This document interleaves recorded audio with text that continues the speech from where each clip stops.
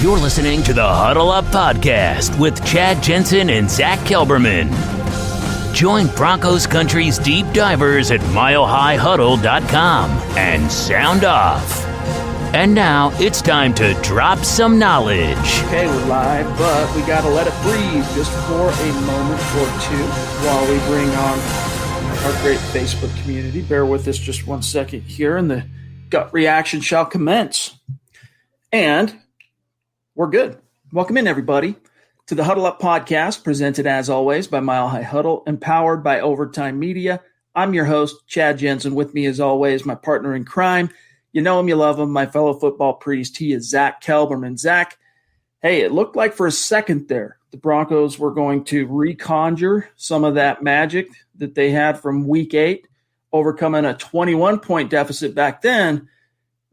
Tied the game late, but suddenly, even though the defense had found a way to turn the ship around in the second half against Justin Herbert, they cave on the final possession. They let Herbert and Austin Eckler just drive down. They get the field goal. And even though the Broncos got one or two plays, again, Jerry Jeudy, unbelievable. But the Hail Mary is picked off. Broncos lose 19-16. Your gut reaction? My gut reaction was not the same as it was at halftime. And I'm going to say this right now. Drew Lock was not the reason the Broncos lost today's game. He was not. You can fault him for the first half and fault him for the pick, but he was actually the only reason, Chad, they were in it toward the end. He once again mounted a comeback, and there were so many similarities to the fourth quarter of the last Chargers game with how Lock stepped up this play. This was on Jerry Jeudy. This was on Vic Fangio's defense and the penalties, Chad. The defense came up small once again when it mattered most. And again, for a coach, I said this at halftime, for a coach that preaches and stresses no death by inches, his defense seems to die by inches an awful lot. It was on Jerry Jeudy in the defense. This loss was not on number 3. How many drops do we count on Jeudy today? 5? 20. 6? I had 20. No, seriously. It was at least 6 off the top of my head. 1 was a touchdown. 1 puts the Broncos across the 50-yard line after the Chargers, after they tie the game. Chargers go down. They get their field goal. First down, incomplete. Second down, a strike down the left seam. Great ball to Jerry Jeudy. Would have put him in plus territory. You got about 25, 30 seconds. You run down, you spike it. One more throw out of bounds, and you're suddenly in field goal range again. Jerry Jeudy, like you hate to blame any one player, Zach, but my goodness, he shares an enormous amount of the onus of blame for this loss. I defended him at halftime, but I can't defend him when he's going out and complaining and begging and just moaning for more catches, more targets. And when he's finally getting them, he's alligator arming every single one. It's not just one drop every now and then he's making plays to make up for it. It's every drop consistently every time he sees the ball. And he'll make a nice catch, but those catches he's making, Chad, are what he should be making. We shouldn't be lauding him for making a catch, being the number 15 overall pick. When CeeDee Lamb makes the catch, he's not getting praise. When Justin Jefferson, and go down the list, Henry Ruggs, this is what's expected of him. He wants more targets. He wants to be the guy. He didn't perform like it today. He performed like a 7th round or undrafted rookie that had no idea what he was doing. He has to be better. The loss was partly, if not largely, on Jerry Jeudy. Yeah, he was stuck in his own head, man. It's not. I don't even think you can call it a slump. That might have been the single worst game of drops I've ever seen from a Broncos wide receiver. And gang, I've been watching every single Bronco game for 35 years, 33 years, something like that. I don't recall a Bronco dropping 5, 6, 7 balls. I think right now the official tally is 5 is what he was credited with dropping today. But honestly, I think it's 7 because I think there's 2 that they're just kind of saying, imperfect pass, whatever. But again, if it hits you anywhere within that radius and you don't catch it, it's a drop. Rich Stimson jumping in. What was that, John? I missed him there. I want to grab Rich Stimson there. Appreciate you, Ridge. He says, everyone needs to relax on Jeudy. Really goes to show the patience of Bronco fans. One bad game. We have to take QB in this next draft as well.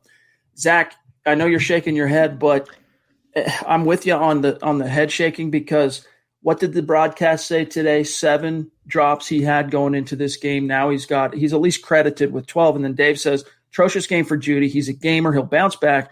Why can't Shurmur call plays in the first 3 quarters? Angry like Kelberman, use big words like Chad.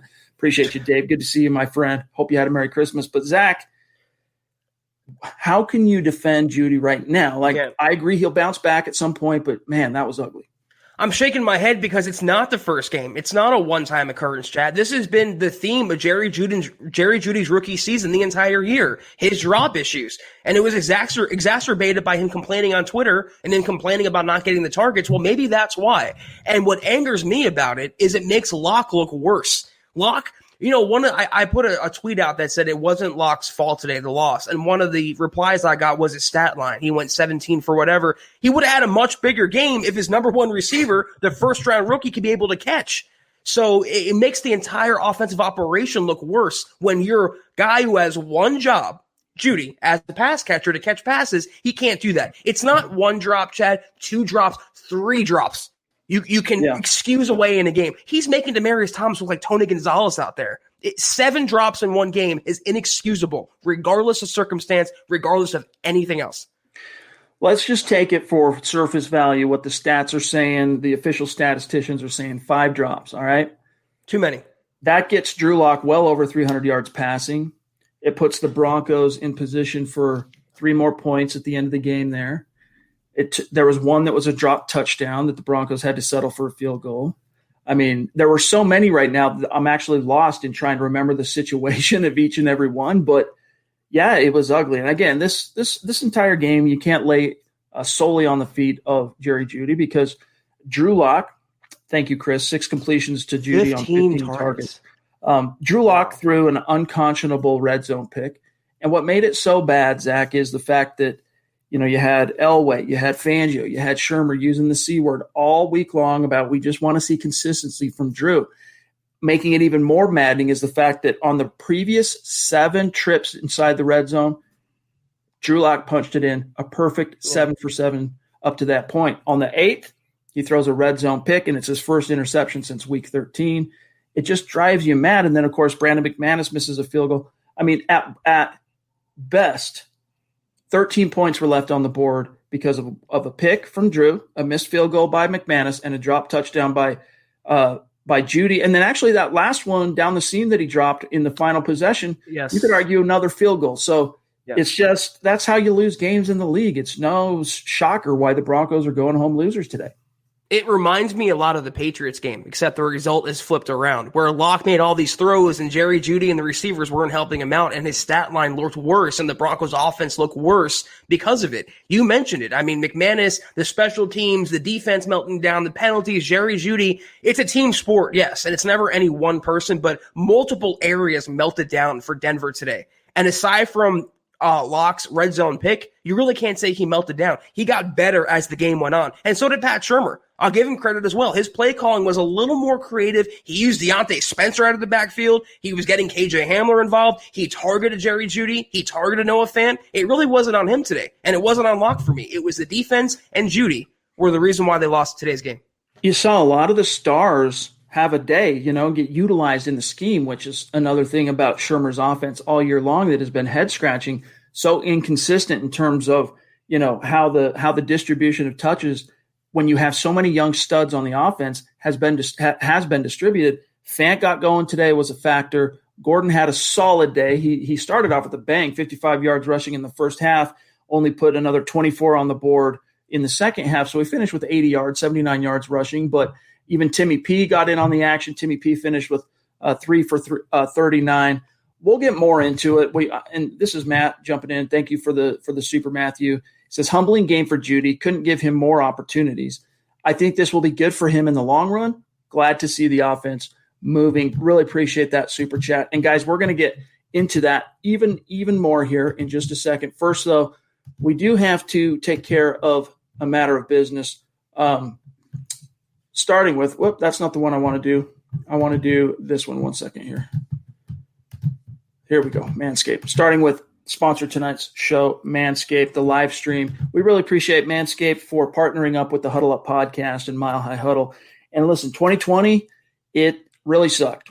And it's almost New Year's, though. We're about to turn the page, which means also new year, new new below the belt grooming, right? With our sponsor Manscaped, the best in men's below the waist grooming, offering precision engineered tools for your family jewels, helping 2 million men all over the world get rid of that, the too much hair down below. Sometimes I try and juggle this, Zach. I don't like using specific words on the script here that they send us, or it's not a script. It's like suggested buzzwords that they want us to use. I have a hard time with that, but Zach, Manscaped, I got a gift. I actually used this code, provided it for my 18-year-old son in the stocking stuffer this year. He was stoked.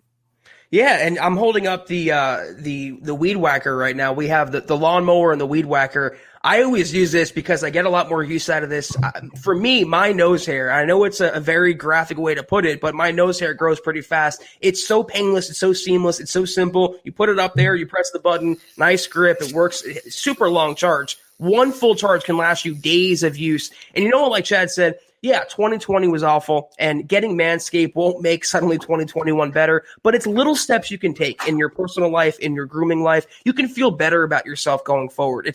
The whole cliche is new year, new you. Well, this is certainly different this year with how bad 20 is going into 21. I promise you guys, if you buy Manscaped, you use the weed whacker, the lawnmower, it's easy, it's effective, and you'll feel better about yourself, Chad.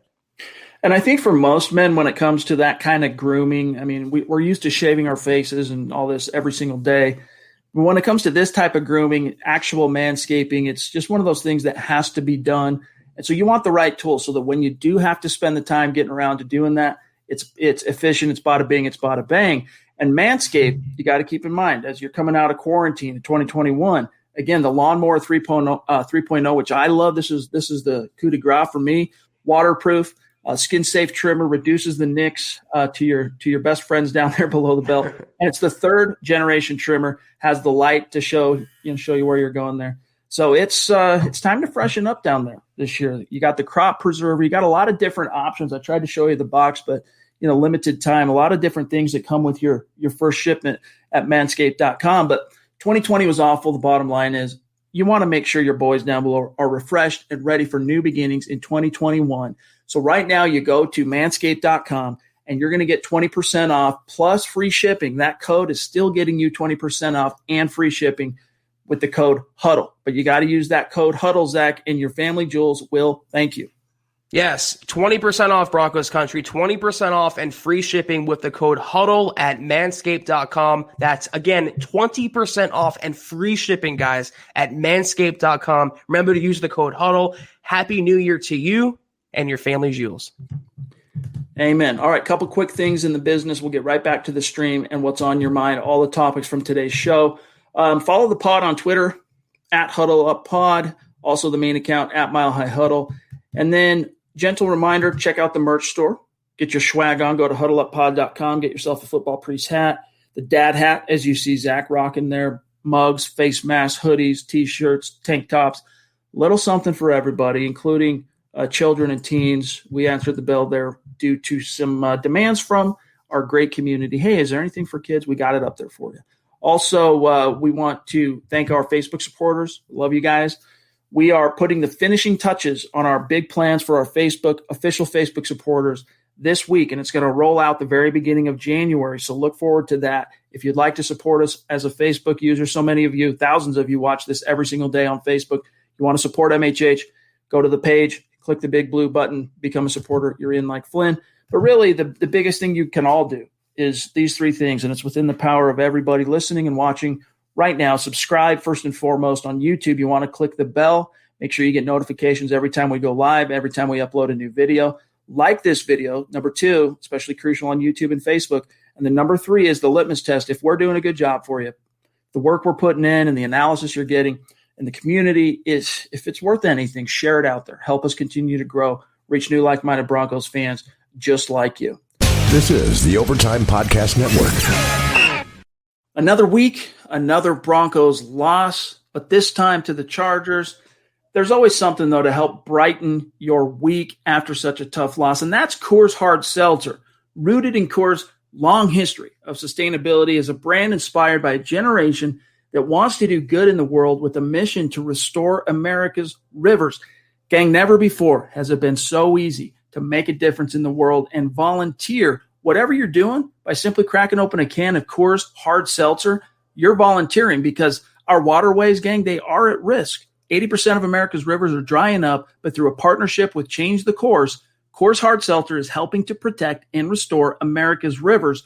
The way it works, each 12-pack of Coors Hard Seltzer restores 500 gallons of fresh water to U.S. rivers and the communities that depend on them. And the results, 1 billion gallons of water restored to 16 river basins across the U.S., including the Colorado River, and that's just year one. 4 refreshing flavors, gang. 1 cool cause. Enjoy naturally flavored black cherry, mango, lemon, lime, and grapefruit. The specs are in. Coors Hard Seltzer is 4.5% ABV and only 90 calories, Zach. Ooh, Chad, what a tough loss today's game was, but the one constant, the one thing that makes me happy throughout this entire season has been the Coors Hard Seltzer. Today I had my black cherry with me, but I've been changing that up as I've gone along every week. And going forward into the offseason, Coors Hard Seltzer is my drink of choice. So, gang, you heard it here. Make a difference. Join the world's easiest volunteer program. By simply cracking open a can of Coors Hard Seltzer, you can volunteer to restore America's rivers. You buy Coors Hard Seltzer, you help restore 500 gallons of water into America's rivers. So visit CoorsSeltzer.com to find a Coors Hard Seltzer near you. That's CoorsSeltzer.com. For every 12-pack sold through 8/31/2021, Coors will purchase services from Change the Course to restore 500 gallons of fresh river water. Details at CoorsSeltzer.com. Celebrate responsibly. Coors Brewing Company, Fort Worth, Texas. All right, John, I know there's so much to get to tonight. The last one I grabbed was Matthew. So wherever we're at, I can look at it on the back end. But let's talk for a second here, Zach, about Drew Lock as John gets things queued up. What were your overall – I know you've touched on it a little bit already tonight, but, it was kind of I think both of us, our tonality at halftime was, man, 1 step forward, 2 steps back again from Drew. What is now that you have a full 60 minutes to analyze, what's your takeaway on Drew? Well, he wasn't perfect today. I mean, he wasn't, a world beater. He wasn't Mahomes, but he didn't have to be. He led the Broncos back, and he got better as the game wore on. He seemed like he learned from his mistakes in the first half, and he was, dare I say, coached pretty well in the second half, and you saw the way the Broncos offense was responding. Again, he wasn't the reason they lost. If he had a receiver who wasn't dropping 5 to 7 passes in this game, maybe it would have looked a lot different. And again, he's without his number one receiver. It cannot be understated enough how much the absence of Courtland Sutton is hurting Locke and his development and this entire Broncos offense. And also, by extension, Jerry Jeudy. He wasn't supposed to be the guy. He was supposed to be the number 2 guy. So overall, it was a B- type game for Drew Lock. He's had a lot worse. He's had some better, but again, I can't fault him too much. He was making the throws. The touchdown drive, Chad, he made big boy throws on that drive. On that series. He looked like Drew. He's always kind of vacillating between good and bad. He's always kind of straddling that line, but when they asked him to deliver, he delivered. He can't control his receivers dropping passes. That many. Chris Hernandez jumping in, 24-year veteran of the Air Force. We hope you had a wonderful Christmas, my friend. We really appreciate you. And as always, on game day, on the gut reactions, when Chris drops a super chat, it's always symbolic of the points on the board for these Denver Broncos 16. Really appreciate you. And again, hope you had a great holiday and give our best to your family. John, do you have Tom El Greco? If not, I'll grab him and throw him on. I don't want to skip our friend up there north of the 49th parallel. He's talking about Jeudy, and Jerry Jeudy is definitely a guy that is in the doghouse for Broncos country for obvious reasons. Really let the team down today. Let me pull this up. I'm just gonna reverse engineer this. Bear with me 1 second here. Here's Tom. He says, and thank you for the super, Tom. And hope you had a great Christmas. He says, Jeudy is the culprit in this game. Pathetic. Can't blame Locke on this one. 15 friggin' targets. Sad.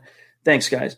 Appreciate you, Tom. I think you can blame Locke just because, again, he took points off the board, gave the Chargers an extra possession. They drove down and scored on that sucker. But I come out of this basically, Zach, in the same kind of headspace that I was going in about Drew Lock, in that, he shows those flashes of brilliance and then, takes the step back. Then it's a flash of brilliance and then the step back. But, you see those flashes and they're so tantalizing, especially in the third and fourth quarter. Some of the throws he made, man, were legit. And Zach, that throw that Jeudy dropped, the last drop Jeudy had, he ended up going on the sideline. They said he was shaken up. He wasn't shaken. If he was shaken up, it was emotionally, right? He was just, but that was a dime in the clutch from Drew Lock, no timeouts. You want to see that. It's just, again, we talked about this during the halftime stream. We don't know what it is, but everything for this Broncos offense, every inch that they get on the football field, every yard, it is so dearly purchased. There is no easy money out there on the field. And so when that margin for error is non-existent, every single error, Zach, gets magnified. Yeah, and that would have been a 30, 35, 40-yard gain that Jeudy dropped, the last drop that he had. So it would have made Lock's stats look better. It would have made the Broncos offense look better, and maybe the same narrative being written isn't written. And it's just unfortunate because I'm literally sitting here and I'm watching CeeDee Lamb in Dallas right now with the ball in his hands, and he's making plays, and he's not dropping passes. He's not throwing his helmet. It's just really maddening that the Broncos have their own blue-chip receiver like some other teams, and they can't do anything with him. But, yeah, I mean, I'm right there with you, Chad. This was Lock being Lock. This was a young quarterback going through the young quarterback process. I'm right there with you. I wasn't really surprised, or I didn't really have any reaction one way or the other. I thought he was shaky in the first half. I thought he was like a C-, D+, and I thought he was like a B- in the second half. It's a tale of two quarterbacks, and it usually is with Lock. And I'm just holding true to what I felt when I saw. If he would have gotten some help from his receiver, or not receivers, this game would have been a lot different.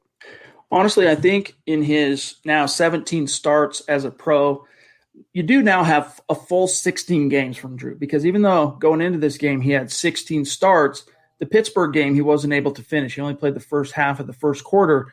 And so now he has full 16 starts of actual full games. He's had, I think, one of those games, and this counts Houston game because he was phenomenal in that Houston game, but he really kind of faded in the second half. I'll say this by middle of the third quarter on, he faded in that Houston game in Week 14 last year.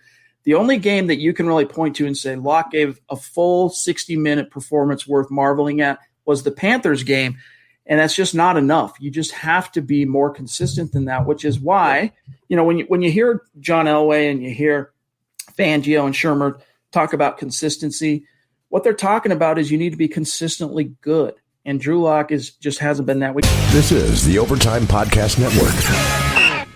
Mr. Boggins, jumping in. Good to see you, my friend. Hope you had a great Christmas. He says, Broncos players have left the chat for this season. Lock missed a lot of throws, and Jeudy needs to do the hands drills this offseason. Yeah, I don't know what it is, man, but one thing, and they illustrated this quite well in the first half, the TV broadcast, Zach, is Drew Lock, if he ends up getting tapped and told behind closed doors, hey, we're going with you again in 2021, he needs to get on the phone with Jerry and get some extra time put in next year between those two. They got to figure out how to get on the same page. Yeah, and to the first point about them, leaving the chat for this season, it did seem like in the first half they were very checked out of the game. It doesn't seem like they were rallying. They didn't have that intensity. They kind of got sparked in the second half. They kind of had that will, and they made some big plays in the second half on defense, but it was too little too late. And as the head coach of the team, you don't want to keep seeing that to start a game. You want to see that for all four quarters, Lock included. So the Broncos are, for lack of a better word right now, a mess on really all sides of the ball. Offense, defense, certainly special teams. That was a major reason they lost. McManus' field goal was the difference in the game for the most part. They just have a lot of issues right now. And for me, it doesn't stem with one person or another, but I look at the team as a whole and who is their leader. That's Vic Fangio. And the way they came out today, like Boggins said, it was kind of flat, honestly. Yep. And then, again, this has kind of been a theme for Fangio's defense with maybe one exception off the top of my head, but they just haven't been a good unit in the clutch. Like when the chips are down and you need that stop, you need to get them off the field. Even dating back to 2019, man, that's been a thorn in Fangio's defensive side here. Let me grab this one we missed right at the top, John, from Jonathan Figueroa, and then Corey H. I don't know if you have Corey H. We'll get him next. Appreciate you, Jonathan. Good to see you. Hope you had a great Christmas. He says, Jeudy lost us this game. Get mad when he doesn't get the ball thrown to him, and that's why. Gets mad, I should say. Drew Lock is the guy for me. He will ball next year. Zach, I know it's way early to be asking this question because there's one more game, and then we'll get the end-of-season press conference from Elway, in which I expect him to kind of definitively answer whether or not they're going to roll into 2021 with Drew. Do you think they do? Has Drew Lock shown enough? I mean, let's pretend for a second he got banged up and he doesn't play next week. Has he shown enough to, in your mind, if you're the Broncos, not if you're Zach, if you're the Broncos, is he getting this job next year? I think it's still incomplete. Well, in your scenario, if he missed next week's game, does he have enough of a resume to get the 21 job? I think it's still INC, Chad. That being said, though, I read today, actually, I think Mike Kliss reported that Elway is really hitching his wagon to Drew Lock's star, and then Lock will be the quarterback next year. So to me, it has a little less to do with Lock's play on the field and more to do with Elway, his contractual status, him drafting Lock, him wanting Lock to be the guy. This is the same reason you and I are so hellbent on disputing the narrative that Elway could walk away or resign. He's not going to walk away leaving the team like this. He wants his quarterback and his team on top. So whether that's Lock next year, which I think it will be, or another young quarterback, that's the mindset Elway's going with. But I think for the most part, Lock will be the guy. I can envision a scenario, Chad, a lot like this year, Carson Wentz and Jalen Hurts. Wentz started the season. He got the majority of first-team reps. He was the unquestioned starter. But when he started to falter, you had a young rookie waiting in the wings in Jalen Hurts. That's what they need next year. It might not be Zach Wilson. It might be Mac Jones. But I think that's the setup Denver will go with in 21. All right, let's grab Corey H. Thank you for your patience, Corey. Hanging in there tight. Appreciate the super chat. Hope you had a great Christmas. He says, Drew played solid. We keep evaluating him. On to the Raiders. I'm not sure about Justin Simmons. I don't think we should pay. Again, as we said last week, Zach, we were excited for the fact that, you tip your cap. Anytime a Bronco gets a Pro Bowl nod, it really mystifies me when you see fans on social media saying he didn't deserve it. Simmons didn't deserve it. Chubb didn't deserve it. Whether you think that's true or not, okay? And we've said that we kind of scratched our head a little bit about Chubb getting it, but even he did. He was kind of surprised he got it. Nevertheless, with Simmons, he got the Pro Bowl nod. Don't look the gift horse in the mouth. A Bronco got a Pro Bowl for the first time in his career. You tip your cap. But it hasn't, in my opinion, been anywhere near on par with his 2019 performance in which he was snubbed for the Pro Bowl, got a second-team All-Pro. What do you do with Justin Simmons? In my book, you pay the guy, and because it's not just what he does on the field, it's what he does in the locker room, and it's what he does in the community. I thought we were in the minority, or at least I was. I don't think he deserves to be the highest-paid safety in football. I don't think he deserves to be the third highest-paid safety in football. I think he's really good. I think on borderline great, but he's not consistently there yet. He's not, to me, a consistent Pro Bowler or a consistent All-Pro. And it's ironic, Chad. He did more last year to earn it, and he didn't get in. And this year, I think he got in because of name recognition. You take away Von Miller on that defense, Simmons is the most recognizable name. And it's all about clout. That's exactly why Chubb might have gotten in as well. I would pay him. I want him to come back. I want him to stay around. But 16 a year, 15 a year, I do not know about that. And Kareem Jackson as well. I am so sick of him, real quick, making these business decisions on the field, olaying and not tackling, getting up on plays. He really is not that great as Broncos country likes to make him out to be. Yeah, I wrote an article last night, 7 Broncos who are under the gun to show out, these final 7 games.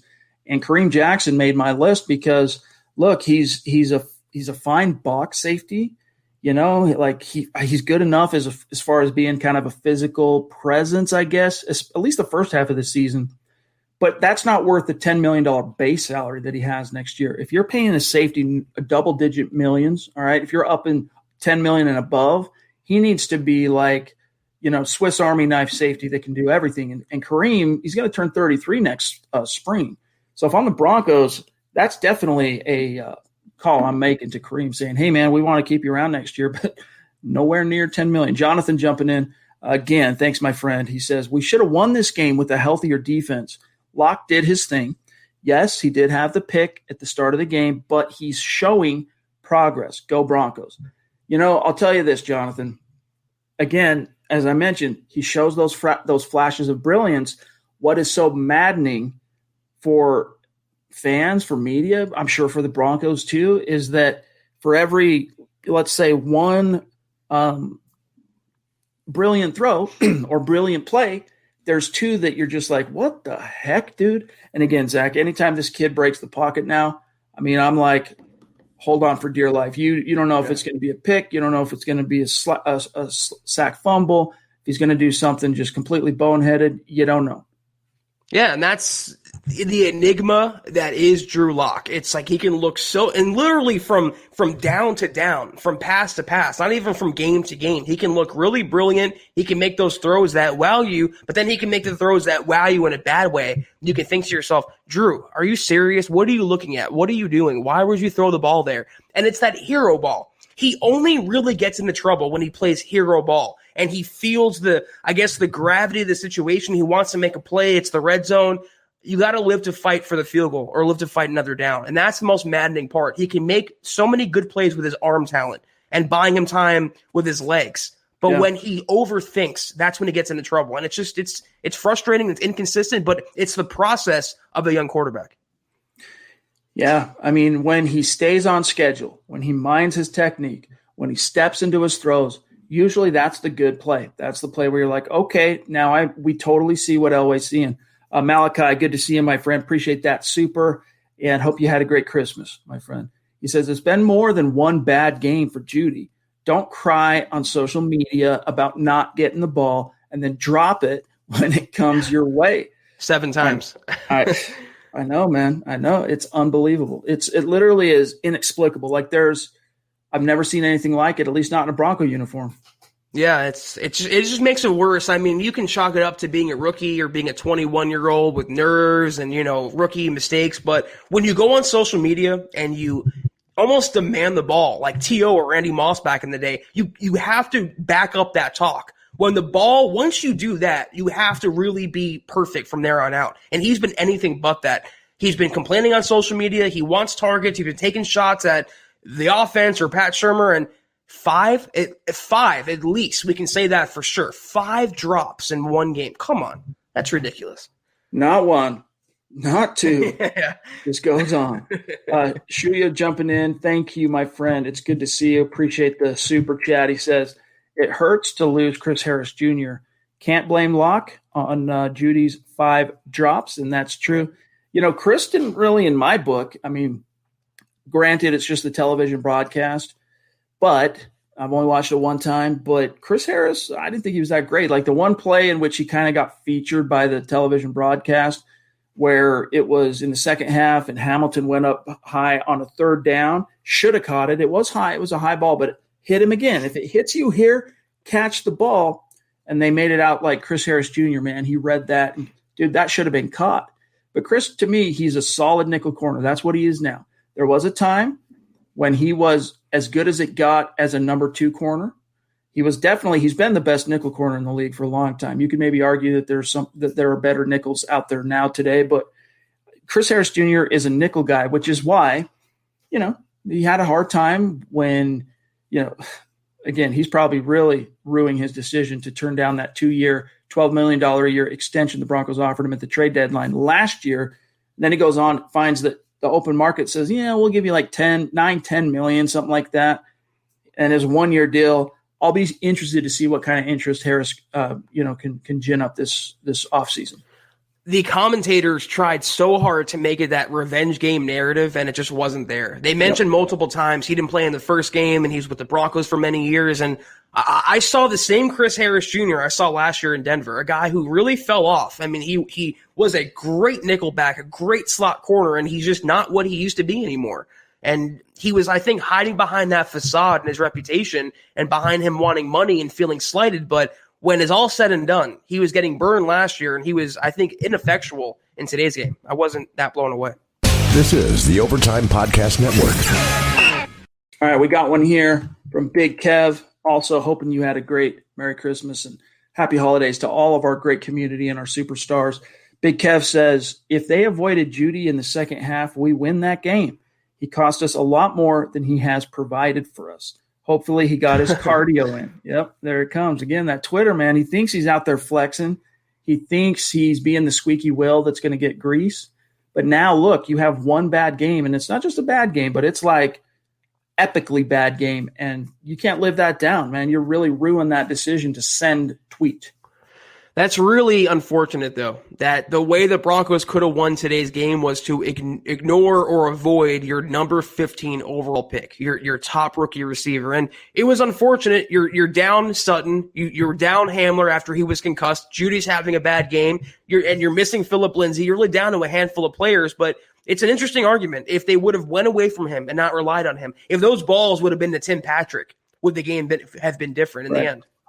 And that's what's so crazy and unfortunate is that Jeudy was getting open. There's a reason why Locke was looking his way. The dude was creating separation. He's great at that. I mean, I think he's up there even now as a rookie with the greats in the league as far as the route runners like Keenan Allen. Like, he's up there, but Keenan catches the ball. If it hits his hands, the dude catches the ball. Zeus McPeak jumping in. Very generous super chat. I can't show the profile pic because the chat is so active tonight. It jumped you, but we love you, Zeus.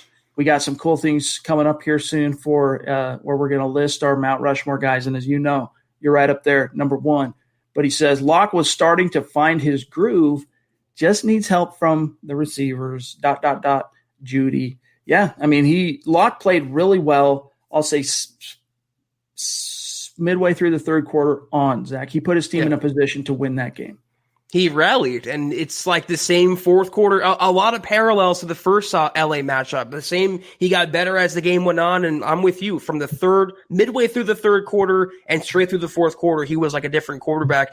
And yeah, again, if he would have gotten the help, same as in the Patriots game, the stat line and I think the final result would have looked a lot different. The score anyway. Kenneth Booker, good to see you, my friend. Appreciate you. One of our superstars. He says, Jeudy is Watts. Open all the time, drops every pass. We'll see. I hope it doesn't go that way. You know, Watts ended up, of course, flaming out of the NFL. Didn't work out in Denver as a second-round pick. Well, I think it was 07, Kenneth. You would know this. I think he was a 07 second-round pick. But I'm not burying Jeudy quite yet. I'm not. No. I think that one good thing, again, that the television broadcast did a good job of illustrating was just how the chemistry is lacking between Drew and Jerry, and they really need to invest the time to get on the same page because during the NFL season, once you get into the grind of even for us as content creators, once you get into the grind of the season, it's a news cycle that demands your attention, demands your coverage, and you can't really look outside that window. Which is why guys like Zach and I, who are covering the news every single day, you know, we need Eric Trickle, we need Nick Kendall, we need those guys to study the draft and all that stuff because we're locked in.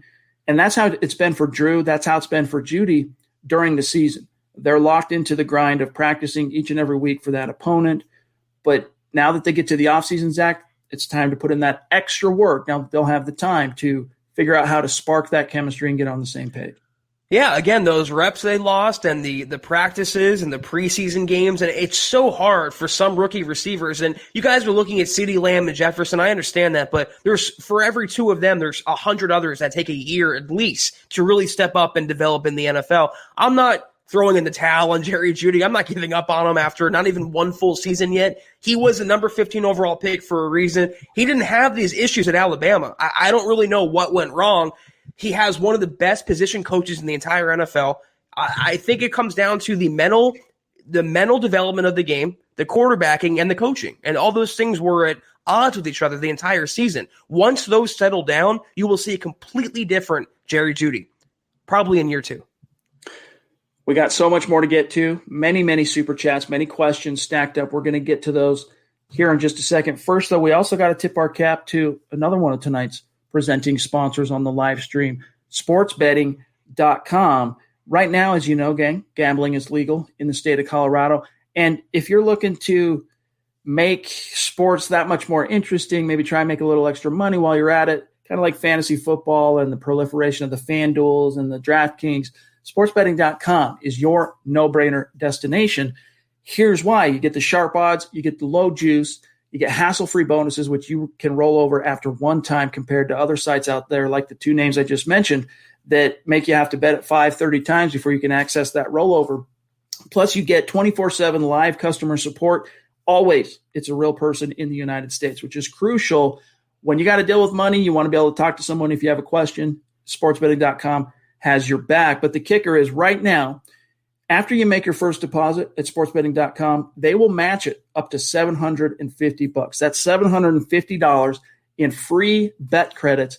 Plus, right now, you got the NBA season set to tip off. You're going to get $25 in free bet credits for that as well. So head on over now to sportsbetting.com/milehighhuddle. That's sportsbetting.com/milehighhuddle.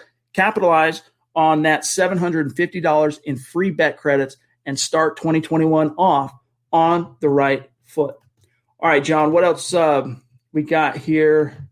Let me see. I'm at, just so you know in the stream, I'm at David at 528, and I think we still have a few. Smith Corona, good to see you, my friend. Hope you had a phenomenal holiday. Appreciate that generosity. He says, what's up, buddies? Happy holidays. Pitchforks for Jeudy this week, it seems. A young player needs to spend the offseason on the jugs machine. Yeah, and the funny thing about it, Zach, is maybe there's a technical flaw there, but I think mostly it's mental, and this isn't to blame Locke, but it's also a lack of chemistry with him and Locke. Those are the two things. I think mostly for Jeudy, it's between the ears. Yeah, I'm right there with you. And I'm thinking to myself right now, without Sutton in the picture, I look at the hand that Locke was dealt. Not to make excuses, but look at his receiving core. Jerry Jeudy was his number one receiver. His number two guy was KJ Hamler, who was in and out of the lineup. Then he had Tim Patrick, who's consistent, but he's not exactly an all-pro. And who does he have? Deshaun Hamilton. He had a couple passes to Philip Lindsay or Noah Fant. He has no veteran stability among his pass catchers. And that's it. When you look at the hand he was dealt as a quarterback, you start to wonder why his development wasn't taking shape like we all thought it would this year. That is a really tough supporting cast, Chad, to succeed in. Then you throw in the coaching and the CV and all the other stuff. That's a hard year one for Locke as the full-time starter. And that's something that Elway hinted at last week in terms of, hey, look, we're a young team. Drew's a young quarterback. And it seems like when one young guy doesn't play well in a game, they all don't play well. And so that's one of the things going against Drew is, you think back, for example, to 2016 when Trevor Siemian was tasked with kind of carrying the torch post Peyton Manning. He went, 8-6 as a starter that year. The Broncos finished 9-7. But one of the things that really helped him along, and he talked about this a lot, I think it's pretty common knowledge up to this point, was the veteran wherewithal, presence, tutoring and sight from Demaryius Thomas and Emmanuel Sanders. Drew Lock, and this isn't to, give him, absolve him of his own foibles, but as much talent as he has, even without Cortland Sutton, you got Noah Fant in year one as the guy, as the starter. You got Tim Patrick in year one as a starter because, of course, Cortland went down. And then you got Jerry Jeudy, and you think, hey, man, that's a pretty formidable trio of targets. Even take out KJ Hamler. Like, that's a pretty formidable trio, but they're all still finding their way in the NFL. They're all just like Drew. They're in that kind of just getting started thing. And so when one fails, it's like it catches on. It's like throwing a cigarette out the window and into dry grass, and boom, it just catches fire. And that's what what Elway, I should say, was talking about last week is that, we're young. But the silver lining to that, Zach, is that these reps, these experiences, even though they've come in live bullet scenarios in which the stakes unfortunately counted for the Denver Broncos, it's going to feed their development. It's going to hopefully stack up in the bank like credits, right? And then later down the road, when you get to 2021, the hope is, or at least the way the team is viewing this, just like the development of any and every young player, every young unit, that it pays dividends down the road. Well, then you look at other rookie receivers. You look at Lamb in Dallas. He has a veteran guy he can lean on Amari Cooper and Michael Gallup. You look at Henry Ruggs. He has a veteran guy in Tyrell Williams, where he has the other slot receiver they have out there. You look all these other teams, all these other rookie guys. Justin Jefferson in Minnesota. He has Adam Thielen.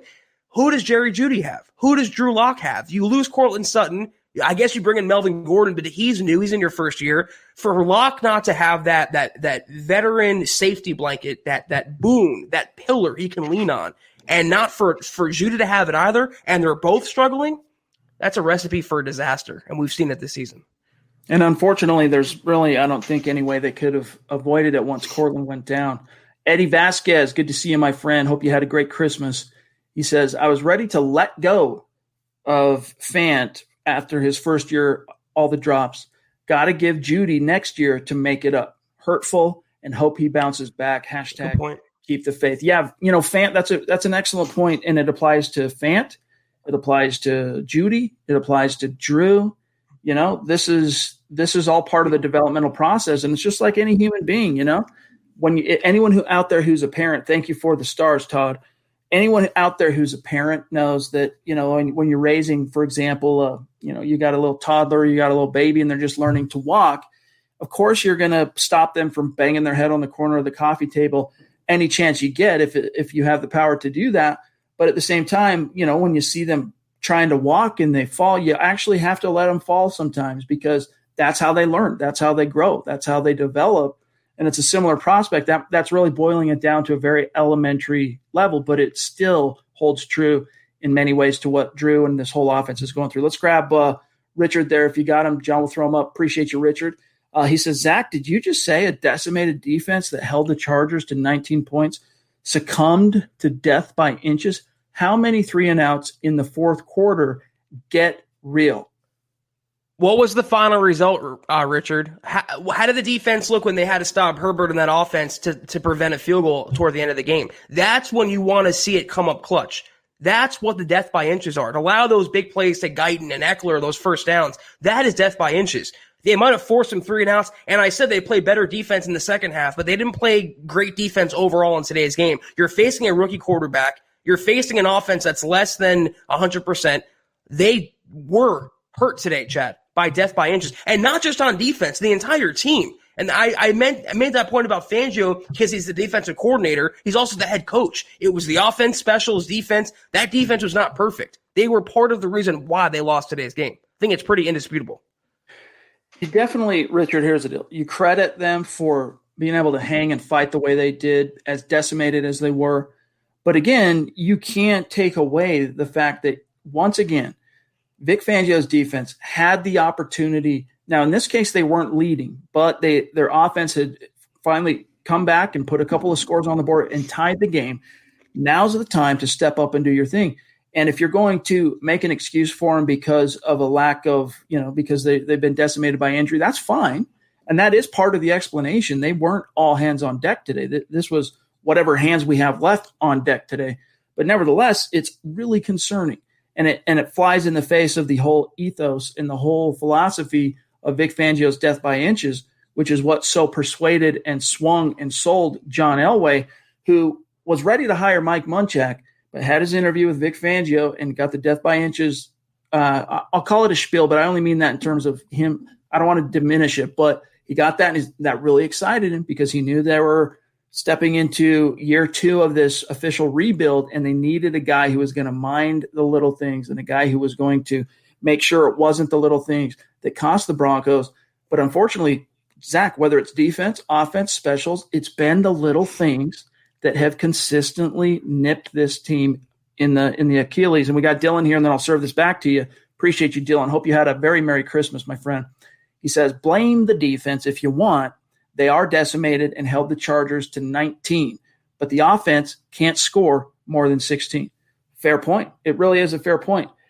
If Drew doesn't throw that pick, now you're at 19 points at worst, right? You get a field goal there down inside the red zone. All right, then if McManus doesn't miss another point or another field goal, you're at 22 points at worst. Then if Jerry Jeudy doesn't drop a touchdown, you're at 29 points. So it is a collective effort. It's not just the defense, but it is situationally, Zach. The chips were down. The defense had a chance to stick their foot in the ground and hold, and they couldn't. That's my thing. It's like, okay, they might have had some 3-and-outs. They might have held them to 19, but look at the yards and the first downs they gave up in crunch. That's the big thing here. It's crunch time. It's when you have to clutch up, when it matters most at the end of the game, when you want your defense decimated or not. They know the stakes. They know what they're going up against. It's a rookie quarterback they're facing, so the playing field is kind of level. They beat this guy already. It's when at the end of the game they give up the big plays, the big passes, the big runs. And Chad, death by inches. You can excuse it last year when he's a rookie head coach, but in year 2 now, we're on December 27th, week 16 of year 2, and the same mistakes, the same patterns are repeating. Locke is getting killed for that same flaw. He's repeating his errors, and he's only in year 1 as the starter. Fangio and the coaching staff is repeating their errors in year 2. Why doesn't it have the same double standard?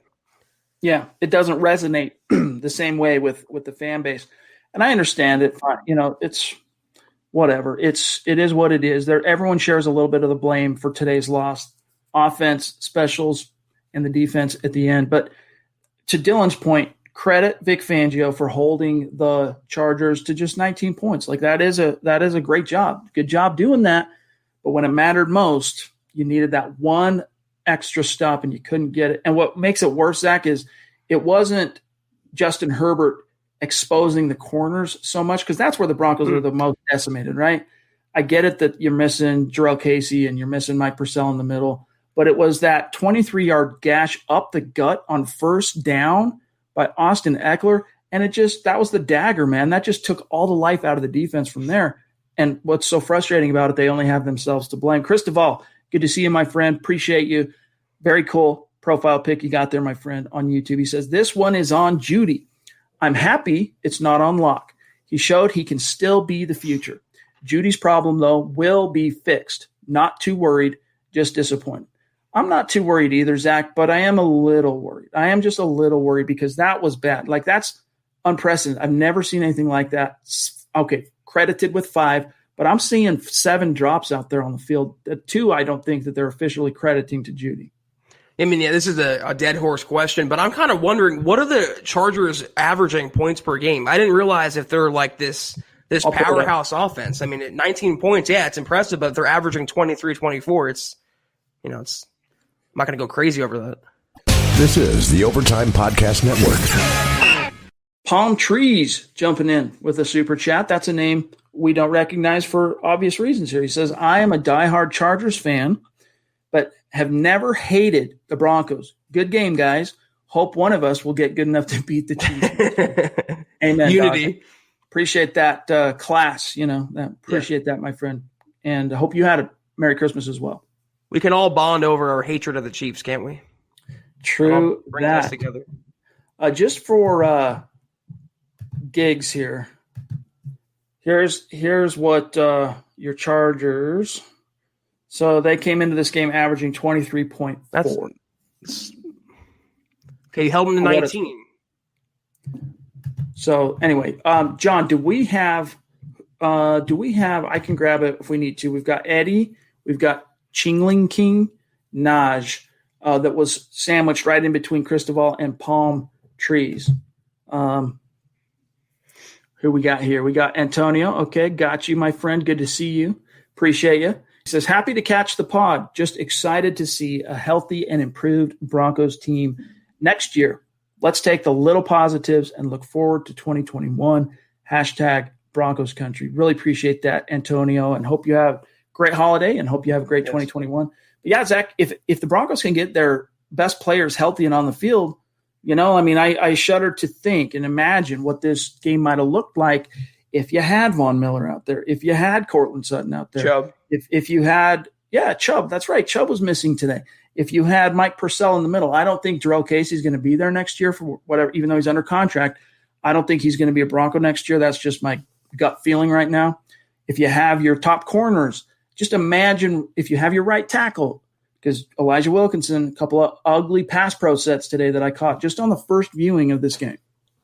Yeah, and DeMar Dotson was healthy scratched, which is insane to me. Why not even have him active so he can play in case the worst happens? But yeah, the Broncos defense, I will credit Vic Fangio for that. Regardless of how they played, regardless of the score, they are definitely shorthanded and they're making do with a bad situation right now. But it doesn't really excuse, Chad, the other situational errors or the death by inches or the special teams or the defense. I mean, it all comes together to add to the world of suck the Broncos find themselves in. Man, Emmanuel Sanders is long gone in that phrase. That's where it came from. I knew it was up here somewhere. Couldn't place Naj, it. Appreciate you, my friend. Good to see you again. He was in the rapid reaction stream at halftime, and here he is in the gut reaction. He says, brothers, positives in my opinion, Fangio used his timeouts and Shermer using plays to wide receivers, and Shelby Harris, pay him. Negatives, Jeudy, huge drops, special teams mistakes again, another loss. Proud of the Broncos for hanging in there. Yeah, I mean, they did fight to the bitter end, and you got to give them credit for that. And I think especially on the offensive side, you saw the offense answer the bell when the chips were down. The defense didn't in the end. But, yeah, this is a game where all three phases share a little bit of complicity in the end result. But it's fun. It's really actually, if we're looking for positives, well, I'll just serve it over to you, Zach. What are some of your positives coming out of this game? Locke in the second half, he looked pretty good. Melvin Gordon ran pretty hard. I thought Noah Fant made a few nice catches. You know, it's not a lot. I really can't lie. It's really not a lot of positives when, like you said, all three phases contribute to the loss today. So what do you think in terms of positives? I would say Drew showing up in the clutch is a positive.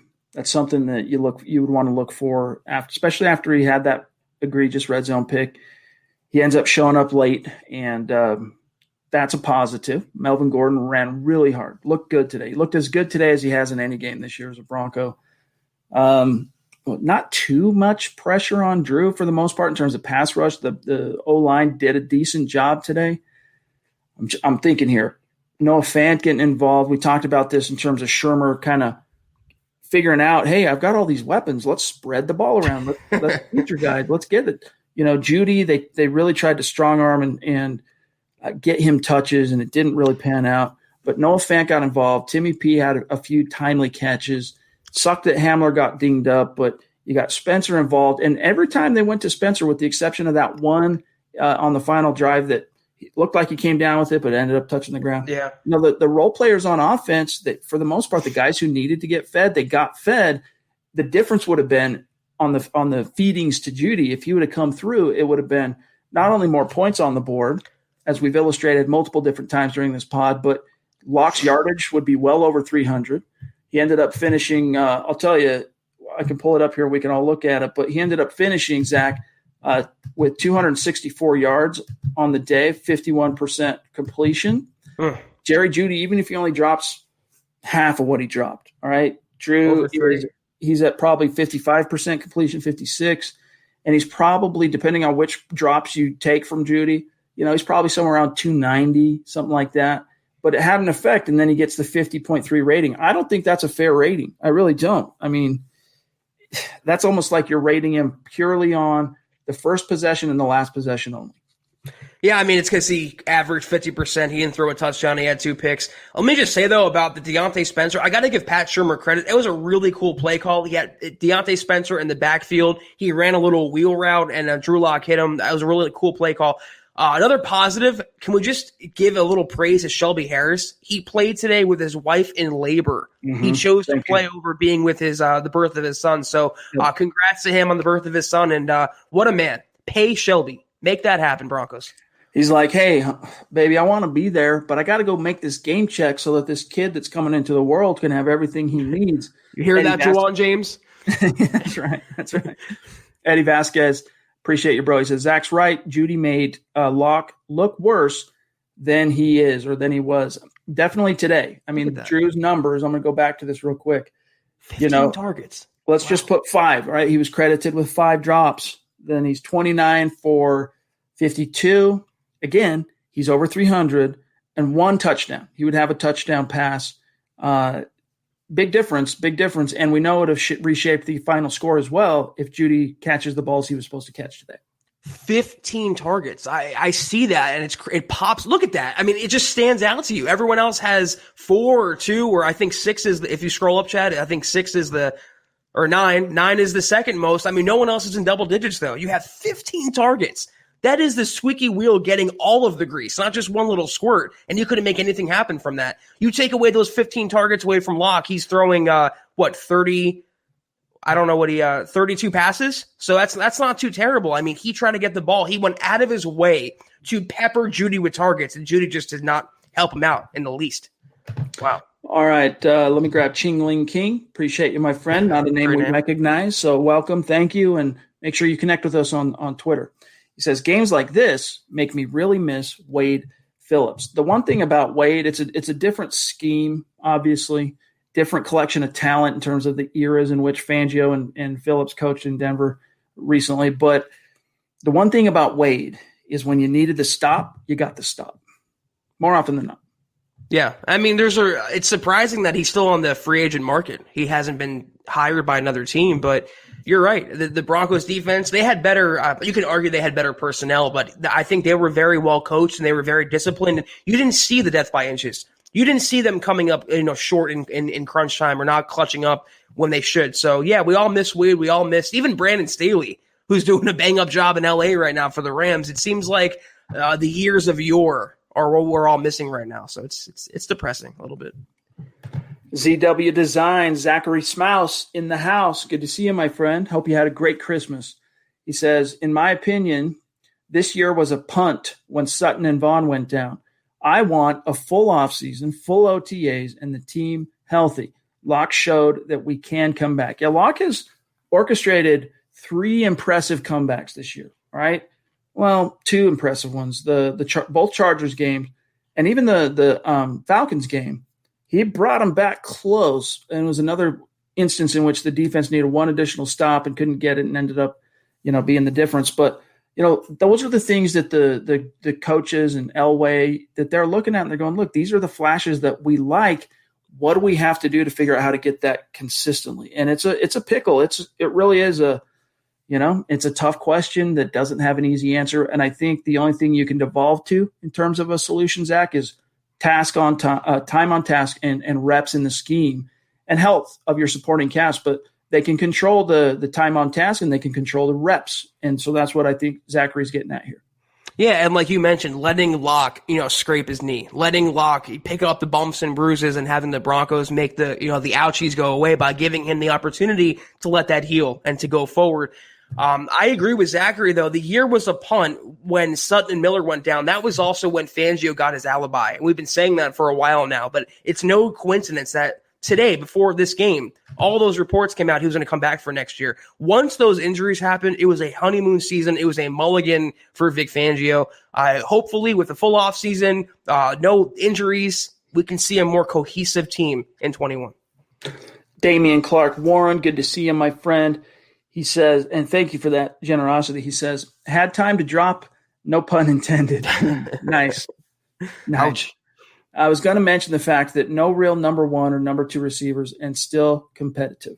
Yeah, man. I mean, there are some silver linings here, but again, that's what's so frustrating about this Broncos season, and it's kind of been the story the last 4 years, especially, is you're hanging your hat on silver linings instead of results. You're trying to find the positives. You're trying to find the encouraging, optimistic takeaways instead of going, we won, and right. We're going into week 17, the season finale, and we're competing for a spot in the playoffs. We have a chance. We can control our destiny, and it's the way it is. When Pat Bowlen set his standard in Denver, it wasn't to collect moral victories. It was to collect championships. And the Broncos, to say they hung in a game or they made it competitive, it sounds good. It's like eating ice cream when you break up with someone. It feels good at that time, but it's really not conducive to your health or your success going forward. You can't, rely on moral victories or to cheer yourself up. You have to look at the Broncos in the mirror like Elway did. Like, they're not good right now in certain areas. The quarterbacking hasn't been good in certain times. The coaching, the defense, special teams. Yes, they didn't have the veteran receivers and what could have been this year. I'm not focusing on what could have been, though. I'm focusing on what is and what will be going forward. Okay, John, I'm going to ask you a question as I grab WE, maybe answer this in the DM here. But how many in a row do you have on yours? Because I'm looking on the back end here, and we're at an hour mark, and we have probably 30 super chat superstars that are waiting that we'll have to figure out how to get to. So, Zach, we got a rapid fire. Rapid fire. Yeah. Rapid, because we just crossed the 1 hour mark. But WE, good to see you. Appreciate you. Hope you had a great Christmas. As is tradition, Drew Lock indiscriminately feeds both haters and fans alike, I think is what stands or fans. Okay. But yeah, it's true. It's, if you're inclined to view Drew Lock through the glass half empty lens, there's enough material for you, and vice versa. Because even when the Broncos win, they take the credit away. And when the Broncos lose, it's damned if you do, damned if you don't. That's always going to bring out the haters and also the supporters alike. The only antidote to that is consistency. And today, Drew just didn't have it. Again, one game this year, a consistent performance. Carolina, Mark, Thank you for that super chat, my friend. Appreciate you. He says, Locke kind of sort of flashed enough to have an off season in 2021. Bring in a Fitzmagic if possible, and only draft a quarterback if they fall or if they fall in love. Yeah, I think you're going to see, this is my gut read right now. Here's your bold prediction. I think the Broncos stick with Drew, and they bring in a veteran like Fitzmagic. They bring in a more proven, competent fail-safe to where if Drew goes down, and he's shown that he kind of has a tendency for that 2 years, 2 injuries that have cost him time, but also a guy that can come in and mentor a little bit and also be just enough of a threat to kind of keep that fire lit under Drew. I mean, I'll go down a different road just for the sake of conversation. I think Locke, I agree with you that Locke returns as a tentative starter in 21. He'll be given the first crack at the starting job. I do think the Broncos will draft a quarterback, maybe not in the first round. I agree with the premise. If they fall, if they get lucky, maybe think about it, but maybe in the second or third round, maybe someone like Mac Jones. I foresee a Wentz, Jalen Hurts situation playing out in 21. Not necessarily that Locke's going to lose his job, but they have a more dynamic or a higher upside quarterback behind the veteran that can step in if something goes wrong. That's my prediction. All right, Isaiah, thank you, my friend. Appreciate you. I hope you had a great Christmas. He says, Jeudy, stop tweeting and hit the jug machine. Locke's passes were on point, and everyone needs to relax with the new QB talks. Draft talk begins. Yeah, we're excited. We're gonna do a little kind of kicking off draft season podcast in the first week of January. It's gonna be a lot of fun, and we want to see you all there. But that's where the focus moves to, Zach, after one more game. Yeah, and the offseason is so exciting, Chad, because all these different moving parts. We're going to get new players. We're going to see coaching firings and hirings. We're going to see the Broncos be as active as they always are. So I'm looking forward to it for sure. Very generous super chat here from Pobby. Everyone knows Pobby, One of our superstars. I want to show you guys something, just how special this lady is here in Broncos country. She sent a care package my way, and I was like, oh, I'm special. Pobby's sending me something. No. Pobby sent me a care package, Zach, that included a little box for every podcast host at MHH, and included in it, look, kind of a custom-made memento awesome. Bronco mug. Let me show you some of the goodies she sent. A handmade Bronco. You guys, those of you who follow on Twitter, and you might have seen this on YouTube, Bronco blanket, and very soft. Also very, very dense. A very cute card, and then also to complete the package, a cool little flip. You set it on your desk, you flip for 2021 Broncos calendar. So just an amazing member of our community. And she's not just thinking of, she's thinking of everybody. And it just blows us away to see that level of not support, but just selflessness. It really epitomizes what we all consider to be the Christmas season and the holiday season. And Pobby, we were definitely very moved. I know I was. And when I was showing this to my wife, she's like, what are these two big boxes? Let's see what it is. Unbelievably moved. So thank you, my friend. And it just means a lot. And she says, Zach, and then I'm going to serve this to you. Brutal loss. It was frustrating. But after all, this is our team. We hope for the best. Hopefully it will get better and better. Go Broncos. Pobby, the princess of the pod, Christy, the queen of the pod, they are just so outwardly and overwhelmingly generous. And the world right now especially needs more kindness, and they are two of the kindest souls, Chad, that we've ever interacted with. So, Pobby, that's very, very cool. Thank you so much for being so you. Thank you for being that kind and that generous, and we definitely appreciate you a lot. Pobby, I'm going to get those other boxes in the mail tomorrow and on the way to everybody. So we'll figure out a way to get a picture of everybody put together and get it out on Twitter. So thank you, Pobby. Thank you, Pobby. Kenneth Booker says, was that a pass interference against Fant on the last play? They blocked his route, held him on the Hail Mary. I was kind of juggling getting the stream set up and a few things as that play unfolded, and I only watched it one time, so I missed that if it's how it shook out, Kenneth. Did you notice that, Zach? They would only call PI on a Hail Mary if it's completely blatant. They wouldn't step in and change the course of a game on a Hail Mary, a play that has such a low percentage of happening. I didn't see a pass interference, but, that happens on almost every passing play, especially Hail Marys. It wouldn't surprise me, but, can't rely on it. It's the way it goes. Let me see. Discount Audio and Wills, DA Dub, our friend Tony out there in LA holding it down. Kenneth says, I tried to call Jeudy. What was that, John? Put that back up real quick. I tried to call Jeudy to cheer him up, but the call kept getting dropped. That's funny. Touche, my friend. Well done. Well done. That was awesome. All right, let me grab Tony here. Whoops. Bear with me 1 second, gang. Oh, there he is. John's got him. John's on top of it. Thank you, Tony. Good to see you. Appreciate your generosity. Hope you had a great Christmas, my friend. He says, and I wonder, I guess now that I'm trying to remember, were there any fans in the stands? Because this was on Tony's home turf for what it's worth.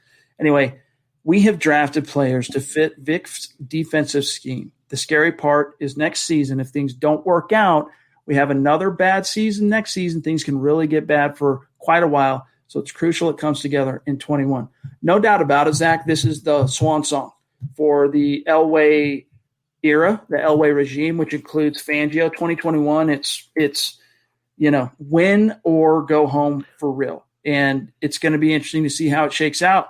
More often than not, John Elway, and this is the frustrating thing I'm sure about being a GM, is as a former player, you used to be able to participate in the outcome, right? Actively be on the field, control the outcome in your own way. As a GM, all you can do is move the pieces and hope that those pieces come together.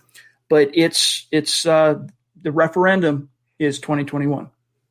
I will say this, though. Even if they had to go through a complete rebuild and blow it up and get a new coaching staff, this is not like 2003 anymore. You can rebuild in year one. You can be competitive in year one. I mean, there's coaches this year with all the different things going on and the pandemic and the injuries. They were competitive. Look at Joe Burrow in Cincinnati, record notwithstanding. You can be a competitive team if, and here is the biggest if and the biggest condition, if you have the right people in place. That means GM, coaching staff, and quarterback, and as a tail, a distant four, the roster. If you have the right guys in place, Chad, you can avoid that 3-year rebuilding period and be competitive in year one. Well said.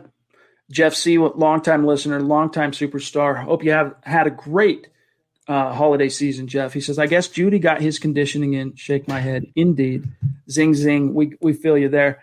David been waiting patiently as well. Thank you, David. He says, is Jamar Chase now in the cards for Denver? I don't see it. With Cortland, if 2020 was a contract year for Cortland and he gets hurt in game one and then you don't know what his future is going to be, maybe you consider taking another wide receiver in the first round. I highly doubt it, Zach. I think you've got Sutton back next year, Jeudy and Hamler, plus you got Timmy P as a restricted free agent, plus you got Deshaun for his last hurrah, so to speak. I don't see it on the table, to be honest. And then Tony says playmakers not making plays for the young quarterback Jeudy. So to his point and to David's point, do you see wide receiver as being on the table for Denver? How many more do you need? You invested a first and a second round pick. You have Cortland Sutton, a top 10 guy coming back. If Jeudy was a 6th round pick or a 5th round pick, you can justify moving on or adding to the position, but you invested a first round in a guy. You have to develop him. You invested a second in KJ Hamler. Other fish to fry, Chad, on the roster than wide receiver. Burn the Guitarist jumping in. Appreciate you, my friend. That's a name we've seen once or twice, and so welcome back. Appreciate you. Thank you. Well, he says at least the Raiders aren't going to the playoffs either. Gotta love some Fitz magic. Yeah. FTR. I can't say that particular acronym, but yeah. So both teams, it's going to be interesting to see in the finale, Zach, how the Broncos and Raiders play each other. That pass he made yesterday was like legendary, though. I still don't know how he does some of the things he does. He really is fun to watch. Fitzmagic. Whoops. Let's grab Mecca Fishman with a very generous super and a name we don't recognize. So thank you and welcome. Thank you. We got a rapid fire here. He says, remember a wide receiver who was known for dropping passes his rookie season? Cortland Sutton. Jeudy needs to get some work done. He, Locke, and the other receivers should get together this offseason and build a chemistry. Good point. Amen, dude. But here's what I'll say. Sutton had a few drops as a rookie, but it was nowhere near the prolific level that it's been for Jeudy. In fact, as the TV broadcast illustrated, Zach, he and Hamler, Jeudy and Hamler, were credited with 7 each coming into this game. I can go back and look at it, but I would be surprised if Sutton had that many drops as a rookie. I can go look at it, though. Yeah, but the point is still the same, though. I mean, a young receiver in the NFL, it takes some time, especially with a young quarterback. And it's a good point that Locke wasn't able to do those quarterback camps. I mean, in earnest. He had it in Denver, but everyone was late getting in. And because of CV and the pandemic, it was all scattered. They didn't have that chance to build that chemistry, to become friends off the field, not just, business associates on the field. So when they get that time in, Jeudy will be better. When he gets his quarterback down, whether it's Locke or somebody else, he will perform like a first-round receiver. The Flute Guy jumping in. The Flute Guy Games. Appreciate that. Super. Jeudy could have had 2 touchdowns today. That drop touchdown was 1, and there was one where he was running up the field and he barely tried to catch it, I think, in the third quarter. Yeah, his numbers would have been markedly improved if he catches even half of those. And by the way, here's Pobby's super chat. Turns out it hadn't jumped in the chat. So thank you, Pobby. Thank you. But yeah, I mean, Jeudy, to get to the Flute Guy's point, though, Zach, his numbers, Andrews, and the team's overall destiny could have been wildly different if he showed up for work today. Seth Harmon, appreciate that super chat, my friend. Really means a lot. We'll keep an eye out for any questions. And then here's some stars from Marcus. Thank you, my friend, on Facebook. Means a lot to us. Let me see here where we're at. We're getting really low on time, and my stream just did a jump. So go ahead and throw that one up, John, if you've got him there. David, top rope, man, proving why he is a Mount Rushmore superstar here at MHH. Thank you, David. Is it possible to trade Locke, a first and a third, to the Jags for the number 1 pick to get Lawrence? Can't say this enough that we need Lawrence. No, that's definitely not a deal the Jags are going to take. It's going to take to move the Jags off of Lawrence. It's going to take nothing. Couple of first rounders, maybe 3 first round. It would have to be an unprecedented deal, like never seen before, and that's just not something I can see John Elway doing. And Drew Lock being a part of it, that would be like the afterthought, to be frank. I love you, David, but the first thing went through my mind was the Stephen A. Smith meme. Get off the weed. There's no way that they're going to take that trade. Maybe Mahomes for the number 1 pick, that would make it happen, but they've waited a while too, and they've played some really awful football this year, the Jaguars, to get the number 1 pick. He is locked in there, no pun intended. He will be the number 1 pick, and the Broncos, if they want a quarterback, it's Lance, it's Fields, it's Zach Wilson. You're not going to get Trevor Lawrence. Mark, good to see you, my friend. Hope you had a great Christmas, my brother. Give our best to your family. He says, what's up, my guys? Locke just said on Broncos TV, Broncos fans might get tired of me saying this, but it's the little things I need to work on, and I know what I have to do. #HuddleUpPod. Yeah, fans definitely are tired of hearing the platitudes, Zach. They want the results. And, Locke, it's a little bit unfair because Locke is coming in on the tail end of what has been a 5-year reign of darkness. And so he's kind of, everything's even more intensified. Like, I'm thinking back to 2007. All right. Jay Cutler's second year in the league. Broncos go 7-9. It was a crappy year overall. And fans were not trying. Now, granted, he was a first round pick, but fans at that point were not trying to run Jay Cutler out the door because maybe he was a first round pick. Maybe that's the explanation, but he was coming off of one missed playoff season. That was 2006. And he took over halfway through the year. Jake Plummer had the Broncos in position to make the playoffs, but Shanahan chose to bench him and go to the rookie first rounder. They missed the playoffs in 2006 for the first time they had made the playoffs in the 3 preceding years.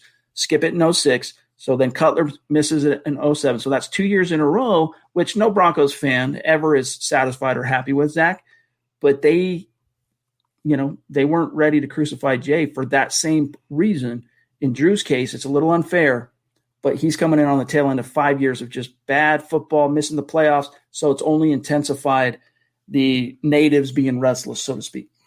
And I think a lot of Broncos fans, or at least fans that aren't, huge Locke supporters, they're tired of him saying that same thing. I know what I have to do. They're saying, well, do it already. Stop waiting. Stop saying it. Be about it. Don't talk about it. Be about it. So from that point of view, I understand where Locke critics are coming from.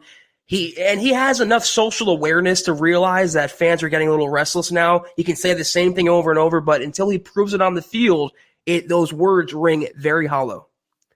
John, I'm going to do a rapid fire of 3 on my side real quick. John Houston, appreciate you, my friend. He says, I almost want us to lose to the Raiders so that we can stay in the top 10 and go with the corner Farley or Surtain.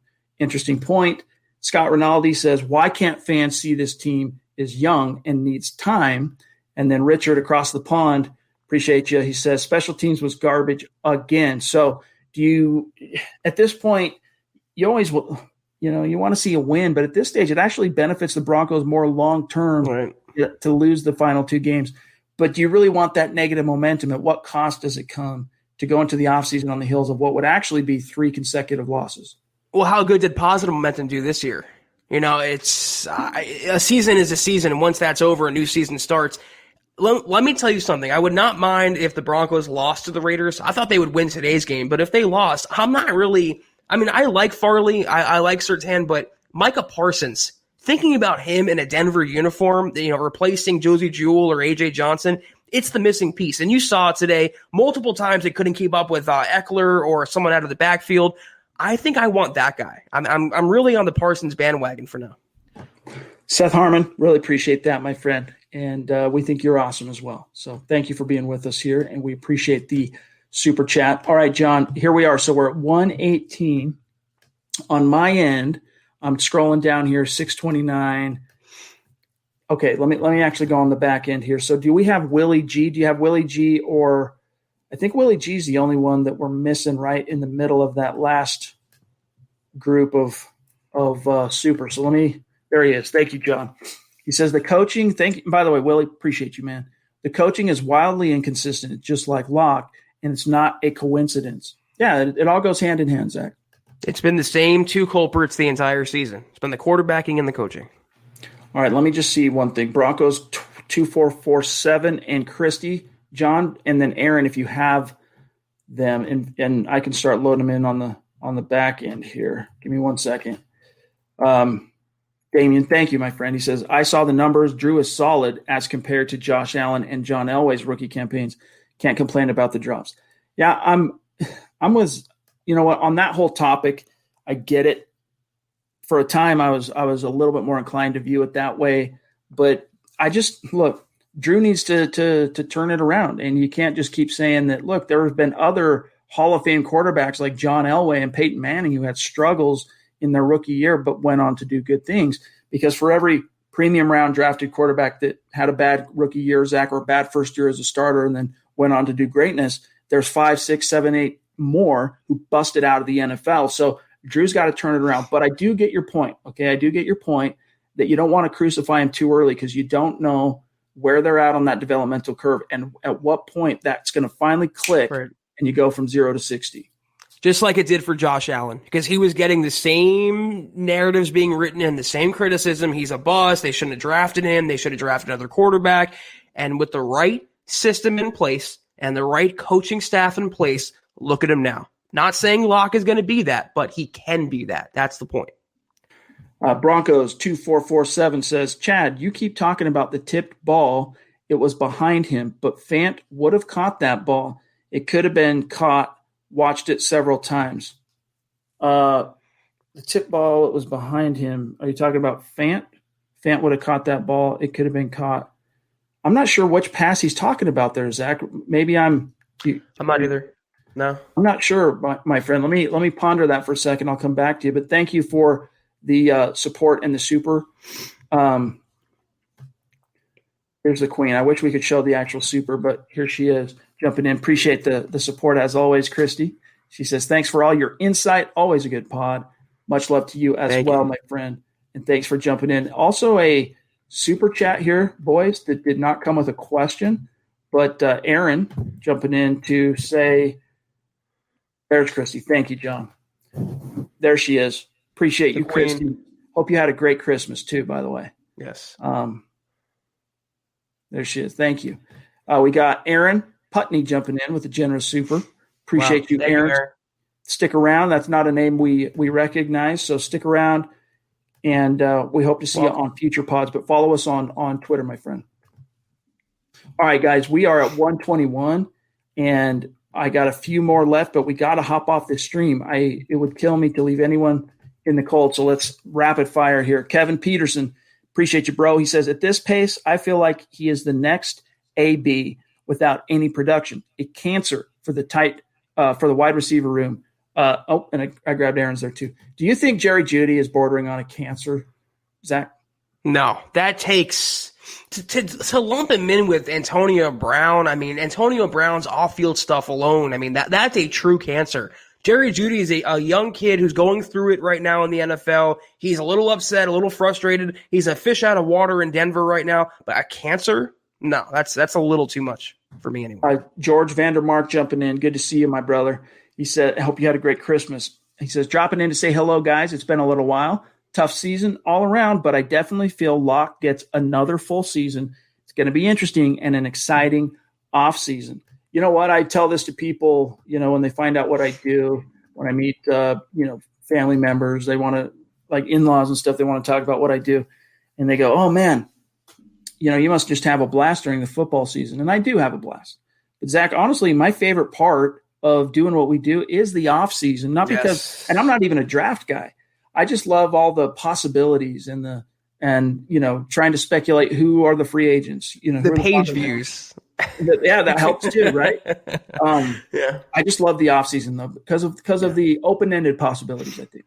Well, you have in January is the Senior Bowl, February is the Combine, March is free agency, April is a draft, then you have OTAs and mini camps. I mean, the NFL is really a year-round business, but August through December is always so regimented. We know every single day, every single week what things are going to go like. We don't know that in March through July, so I'm very much looking forward to that as well.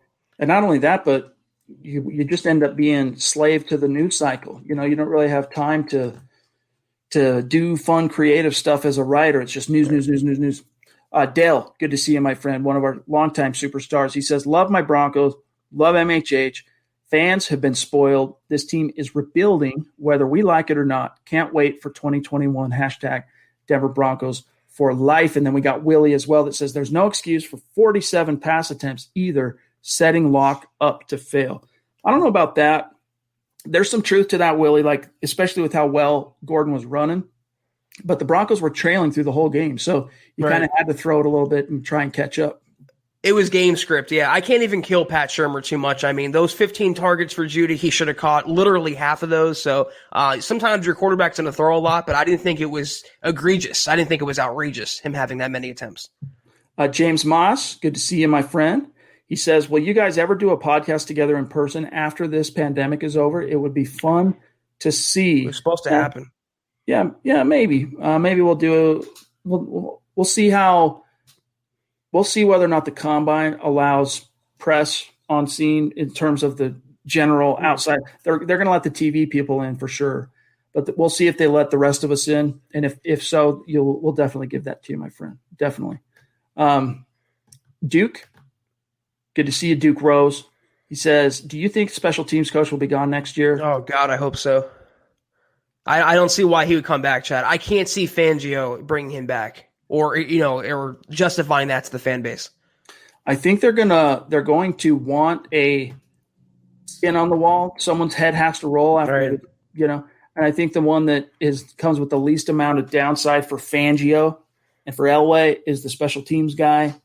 But honestly, Zach, I guess I shouldn't be too pessimistic because Fangio did fire Rich Scangarello, but I don't know. I just don't think he likes because he's such a long-time assistant coach himself. I think he hates having to fire anybody, even if they're not doing a good job. Too bad. You can't really point to any aspects of Tom McMahon's tenure, at least under Fangio, where he's done a good job. It's true, yeah. I mean, everything's gotten worse under his leadership. So, yeah, I mean, you need a scapegoat. There's always one every year. It won't be Fangio. Probably won't be Shurmur. It's going to be McMahon. All right, guys, last one, and then we're dipping on out of here for tonight. Thanks for sticking with us through this gut reaction pod. Duke, again, appreciate you, my friend. Thank you. He says, good job, big dogs. Love the podcast. Till next season, we got this. Go Broncos. It's going to be a really fun offseason. We are rolling out some new ideas, some fun content for everybody that we can't wait to get to, and we're looking forward to going through that with all you guys and trying to speculate and figure out what's going to happen in free agency and the draft, who's going to get cut, who's going to, we'll see what happens with Vaughn. We'll see what happens with Jarrell Casey. We'll see what happens with AJ Bouye. Richard says, I have diagnosed ADHD, which makes it extremely difficult to sit down and pay attention. but I find myself sitting still and paying attention until the end of your podcast. Thank you, guys. Wow. It's now called We Are the Adderall Podcast. We're no longer Huddle Up. It's Adderall Pod. Hey, appreciate you, big dog. Thank you. Promo code by Vance. We really do have to get on out of here. So listen, we want each and every one of you to connect with us on social media and subscribe. First and foremost, like the video on YouTube and Facebook, guys, before you dip on out of here. And again, if you had a good time in this chat, if you enjoyed tonight's content and the work we're doing, share this podcast out there, help us grow. And then also follow the pod on Twitter at Huddle Up Pod. The main account is at Mile High Huddle, as you can see here. My partner, and I just realized, oh, no, we're good. Zack Kelberman, at Kelberman NFL on Twitter, myself, at Chad and Jensen, and then our producer, John K, at John K, MHH. And by the way, didn't John do a good job on Thursday night? Both of you guys, yes. You held it down. It was great seeing that. Yeah, John's the man. I had a lot of fun dealing with him. And it looks like we got, last minute at the buzzer from Scott Rinaldi, $5 donation. He says, all the injuries and young talent on this team, how can we possibly evaluate this team honestly? Injuries plus young team plus CV season equals a wash. And, it sounds like excuses, but those are facts, Chad, rooted in reality. And going into a normal offseason next year and a normal season, we'll see more normal results, God willing. Amen. Amen, my friend. Keep your chin up. And, it's like Elway said at the end of last season, when you bounce off the bottom and or when you're at the bottom, there's only one way to go, and that's up. And there's so many questions that are going to be up in the air at the end of this season that it's going to be fun to see how it resolves. And so we'll be here with you for every step of that process and that conversation. But until then, guys, we got to get out of here. So mile high salute to our Super Chat superstars. We love you guys. Those of you who sent stars on Facebook, our supporters, we love each and every one of you. But Zach, have a great start to your week, my friend. The final few days of December, and I'll see you tomorrow night, 6 p.m. Mountain, 8 p.m. Eastern, right here. Yeah, it's crazy. The season's coming to an end, but it's been a long year, and like I mentioned, the off season is going to be so action packed, and it's going to be a lot of fun. So I'm looking forward to it. I'll see you tomorrow night. Thank you all, and until next time, go Broncos. You've been listening to the Huddle Up Podcast. Join Broncos Country's deep divers at milehighhuddle.com to keep the conversation going.